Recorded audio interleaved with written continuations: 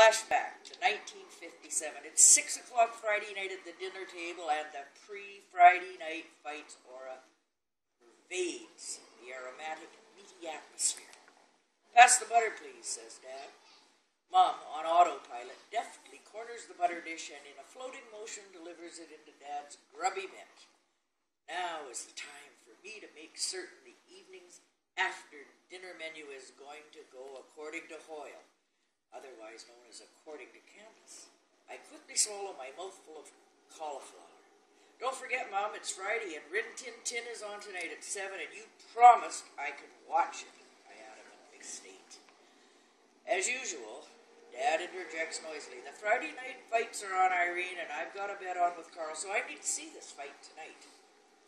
I open my mouth to object, but Mom jumps in and saves the day. "Gord, you watch the fights on Wednesday night so you can at least give up half an hour of them on a Friday night so Candice can watch her favorite show." They banter back and forth for a while, but I'm not worried. I know Supermom is going to win this one for the Gipper. She knows I love Rin Tin Tin. She knows I wished I could have a dog, just like Rinny. But she doesn't want a bunch of dog hair around the house, and she can't stand cats. So I'm stuck with a parakeet that refuses to learn how to talk. I know she feels guilty about not letting me have a dog, so she always goes to bat against Dad to let me watch Rin Tin Tin. I fight the slight smile threatening to ruin my ploy for sympathy. I continue playing with my potatoes, my mind casually wandering through a cavalcade of visions, starring Rinny and Rusty and the soldiers at Fort Apache. I quickly wolf down the last remaining food on my dish, excluding the carrots, of course, which I hate. Since Mom and Dad are still arguing about who can watch what and when they can watch it, I figure I can slip away from the table without Mom detecting the carrots I've nicely hidden under the edge of my plate. "Can I be excused?" Mom doesn't hear me politely ask. She continues chastising my father for being so selfish regarding the television rights. I edge out of my seat and ask again in a louder voice, "Mom, can I please be excused?" "Oh, yes, Candice, but I want you to tidy up your room and make sure your homework is done before your TV show comes on, or you won't be allowed to watch it." Mom offhandedly repeats her cloyed weekly commentary. As I place my dishes in the sink and head upstairs to do a quick homework fix and rush job room renovation, I look at my watch. 6:23. That means I have a half hour to get everything done. What a mess. I open the closet door and toss my shoes, slippers, and soiled clothes inside and shut the door. I shovel my coloring books, games, jacks, and marbles under the bed. The bed skirt is my willing accomplice and nicely hides the scattered, haphazard mess from any prying eyes that may enter my somewhat private room. Room relatively tidy, I open my scroll-top desk, leaf through the dreaded arithmetic textbook to page 32. It looks pretty easy. Pencil in hand and mind in gear, I neatly spill the answers onto the newest blank page of my dog-eared notebook. Everything finally completed, I look at my watch again. It's 5 minutes to 7. I head downstairs, making a beeline for the television set. Rin Tin Tin is on Channel 2, and Dad is already standing guard in front of the television, nursing a beer and watching Channel 12. The channel the fights are on. The Gillette commercial that starts the fights begins wailing in my ears. How I hate that commercial. I adamantly walk over to the TV set and turn the knob to Channel 2. Dad glares at me and immediately switches it back to Channel 12. I yell, "Mom, Dad won't let me watch my show." Slightly agitated Dad says, "I just want to see the beginning, for God's sake, and then I'll turn back on your show." Not good enough. Not good enough at all. Mom said I could watch my show, and my show I would watch. I yell louder, "Mom, Dad's got the television on the fights channel, and it's not fair. You said I could watch my show. You promised." I pout and whimper as pathetically as I can and put on my best woe is me face.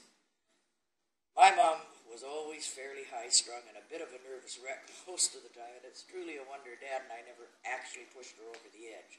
Tonight, teetering on the brink of one of her many pending nervous breakdowns, she rushes into the living room.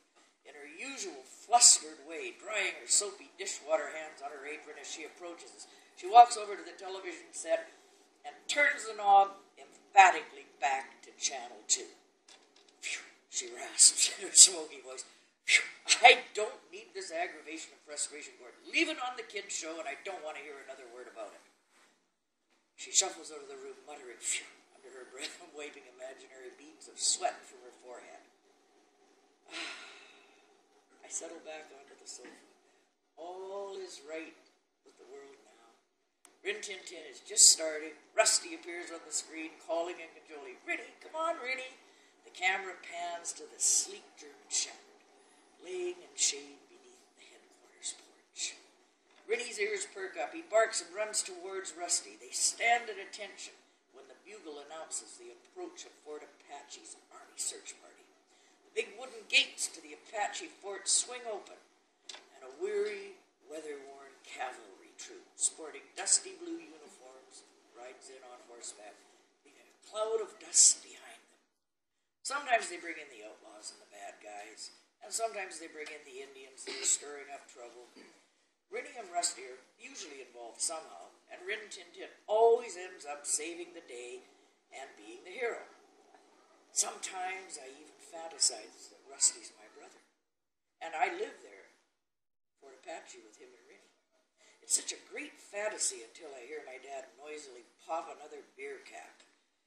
He used to sit there trying to ruin it for me by making fun of Rusty and Rinny, but Mum put a stop to that way back when, so now all I have to contend with are the glares and the beer can pops.